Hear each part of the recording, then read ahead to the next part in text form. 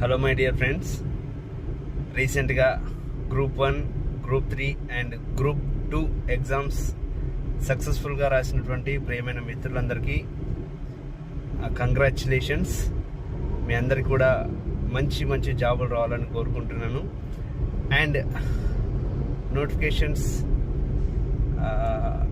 మనకి రిజల్ట్స్ వచ్చే వరకు కొంత టైం అయితే పడుతుంది. ఆ టైం వరకు మీరు సమయాన్ని వృధా చేసుకోకుండా ఆ టైంని మీరు సద్వినియోగం చేసుకోవాలంటే కొన్ని బిజినెస్ స్కిల్స్ మేము నేర్పించడం జరుగుతుంది.